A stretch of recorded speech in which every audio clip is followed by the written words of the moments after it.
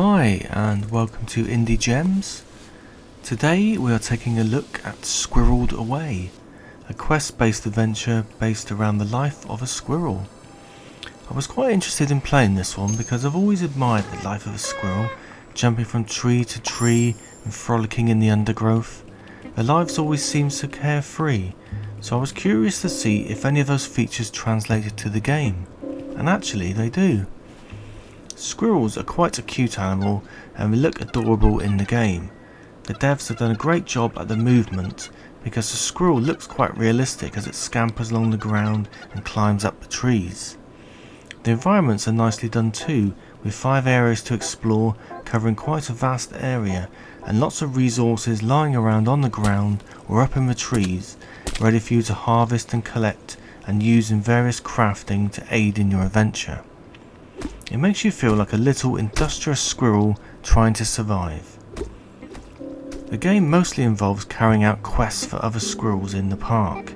Most of these are fetch quests, but it's not just a case of exploring and finding the items they want. A lot of the time you will need special equipment to harvest these items, like the correct axe, spade or pickaxe, and more extreme equipment like the bonker, spring shoes or a hang glider towards the latter end of the game. It took me a while to get my head around the process of crafting and unlocking the correct gear needed to advance.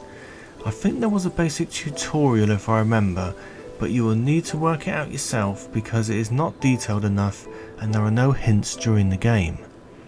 The crafting feels a bit like what came first, the squirrel or the nut.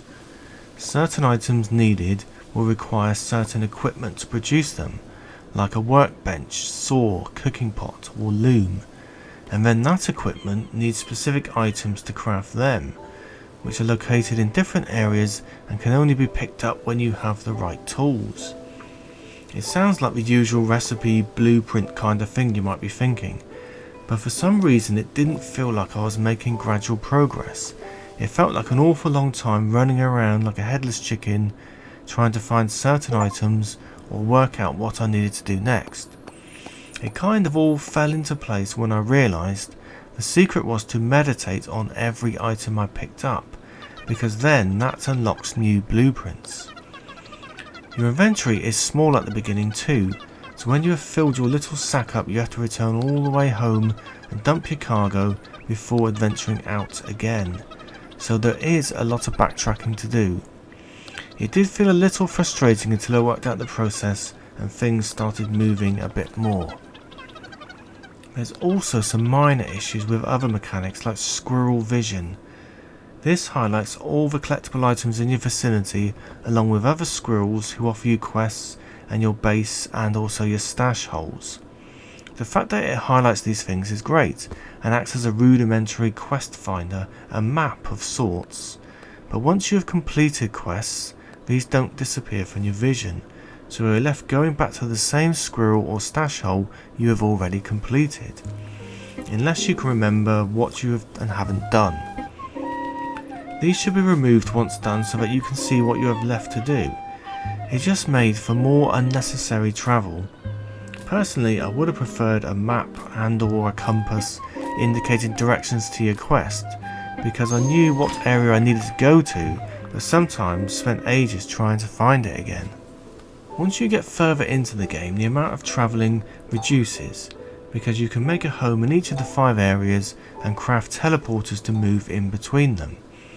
But I only got this set up at the death of the game. You will also have most of the equipment needed to craft anything, so that relieves a lot of searching. I quite like travelling around the different areas because they are nice to look at, and I particularly like jumping from tree to tree, which wasn't always possible, but great when trees were close enough. But sometimes I did feel there was just too much running around and backtracking. Apart from these issues though, I did really enjoy the game. I haven't tried the co-op gameplay, so I'm speaking from a single player adventure mode perspective only. The quests felt a little bit more interesting than the usual fetch quests you are tasked to do in other games of this kind. They often help out other squirrels to reach their potential, like opening a squirrel restaurant or bringing a garden back to life, so they felt quite satisfying to achieve. Interactions between squirrels is cute and often amusing, and the animations are very appealing. It does make you feel like you're in a little community of squirrels helping each other out. The quests are a bit more advanced than most games I've played because of the equipment needed and crafting elements, so I would be very wary of purchasing this for a younger audience due to its obvious appeal. But the addition of co-op means a parent and up to 3 others can join in, which should alleviate those problems. Squirreled Away is mostly a fun game to play, but the crafting and searching is not the easiest I have encountered due to some fiddly mechanics. It did take me a while to work out how to play the game efficiently without wasting too much time running around aimlessly. If you don't mind a bit of backtracking, you will enjoy this quest-based game. The environments are interesting and detailed, so running around them up and down trees wasn't exactly a chore, and the quests were a bit more interesting than some brainless fetch quests I have played. It looks great and has a bunch of character, and I'm glad I did persevere until the end. That's all for now. Plenty of videos on the way, so don't forget to subscribe, like and comment please if you enjoyed this video, and I'll catch you next time.